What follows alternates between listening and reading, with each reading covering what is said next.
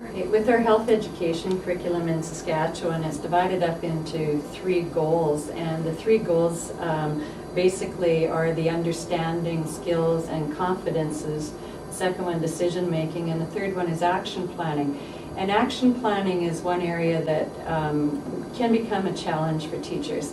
And so one clarification we'd like to make is that the process of having action planning, whether it be in grade 1 or in grade 9 up through grade 10 in the Wellness 10, action planning is supposed to be cyclic, and the number of action plans that you should have at each grade is identified in the curriculum.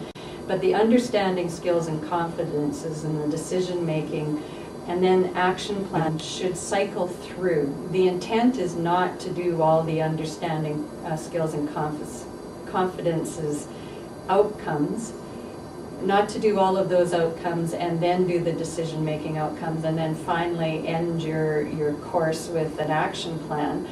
But with certain units that you plan, you should have the action planning integrated into that.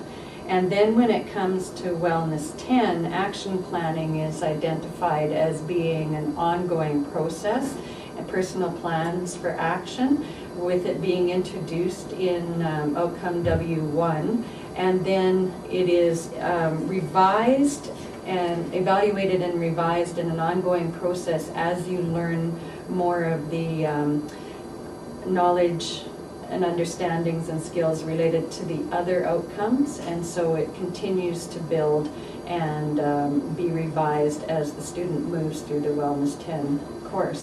Additional tips for success with action plans probably focus more on the grades 1 to grade 9.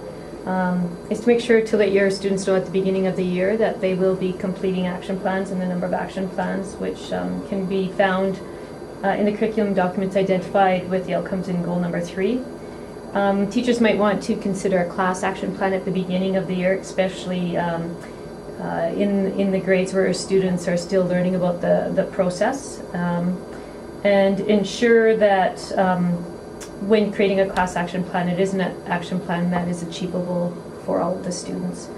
Involve students in identifying the opportunities and the challenges, so it's not a teacher-directed action plan, it's a teacher-supported action plan, so that the action plan is relevant to their lives and relevant to their communities.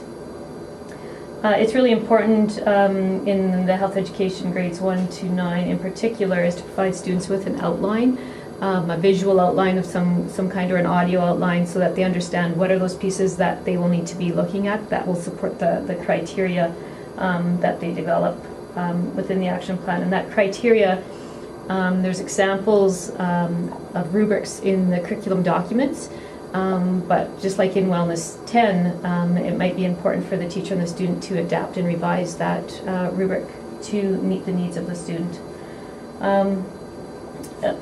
A really helpful tool that is really time efficient is to host a brief 2-minute interview with students when they're in the design phase of their action plans, and just to have those 9 or 10 key questions, such as who's your support person, what is your health challenge, what are the steps you're going to take. And if the student can verbally tell you those kind of in the design phase, it saves time from the teacher having to read through 30 action plans at that point.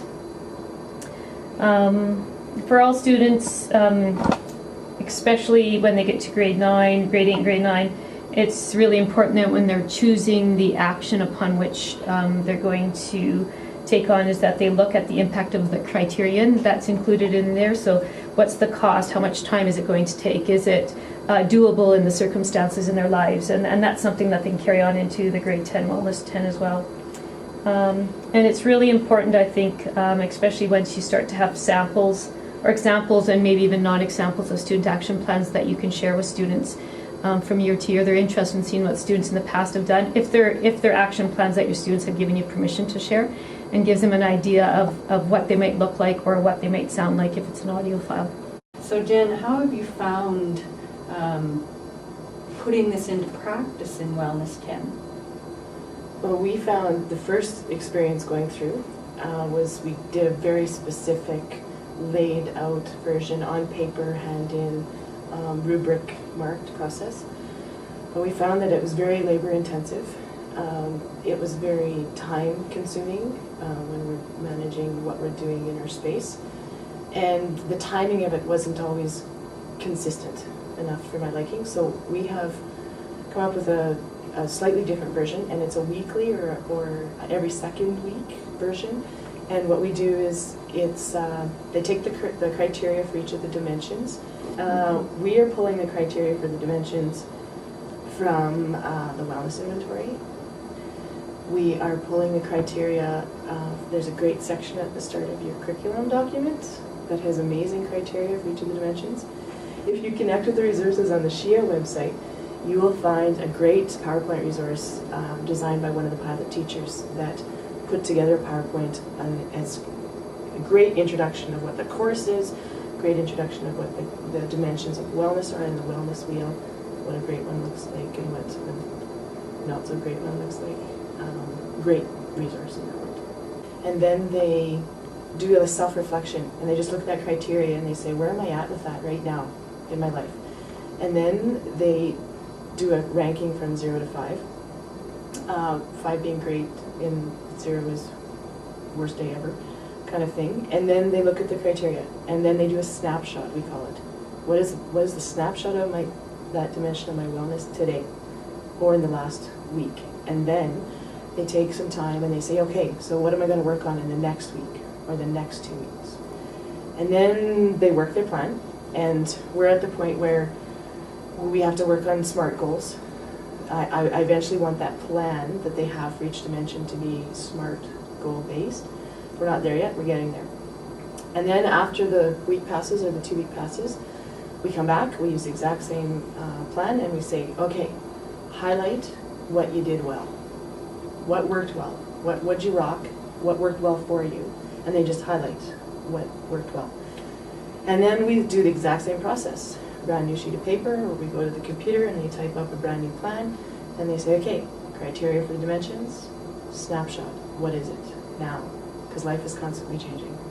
And that, I'm really liking that process since we've started using it, only because it's not then attached to the end of an outcome.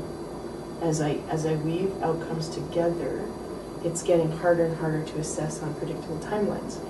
And so as long as there's a consistent process, which is kind of, I wake up in the morning and I assess my wellness. What do I need to do today? Or this week, what do I do? Life is like this now, what do I need to do? I want that process and that skill set of action planning transferred to their life skills, not just attached to the Wellness 10 class. And eventually they'll find their process that works for them, as long as the skill set and the process is learned and ingrained. And I find the more I find the consistency of the process allows for them to apply the dimensions that we're talking about as we do the outcomes. So after we've done the mental health outcome, I predictably can see their self-reflection and their plan for their psychological dimension of their wellness be stronger. But it's not a direct, you should have a stronger plan because we just did this outcome. And so I'm trying to find a balance with all of it. Nitty-gritty, it's messy, but it needs to be applicable and have impact. Another question, when it comes to assessment in Wellness 10, especially around action plans, any comments on that? I had a rubric. We modified the rubric from the curriculum when we were doing our first experience in our first product. And the feedback that my students gave me was that it wasn't specific enough.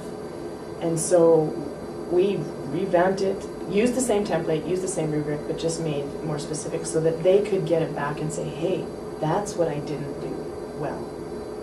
The first one was a little too vague for them, and they quickly told me that. So we did that. So we have that rubric that matches that process and that style. And that's available if you want to go through that process. The weekly or every 2 weeks one that I'm working on right now, actually it's my goal this month to figure it out. I need a different rubric to be able to assess that process. And I think it's actually going to kind of be a depth of reflection assessment for the snapshot. And then I think I'm wrapping my brain around the plan assessment. Is it a SMART goal? did you meet the criteria for SMART goal for that dimension for that week? And then I have to add a piece of what was the post-reflection. Like, and we're just highlighting what we did well, but I don't know if I want to assess that. I don't know if it should be assessed, because that's a personal, private process for people. And it's not going to be assessed in real life. And so I haven't wrapped my brain around that one. But talk to me in a couple months and it'll be on the SHEA website.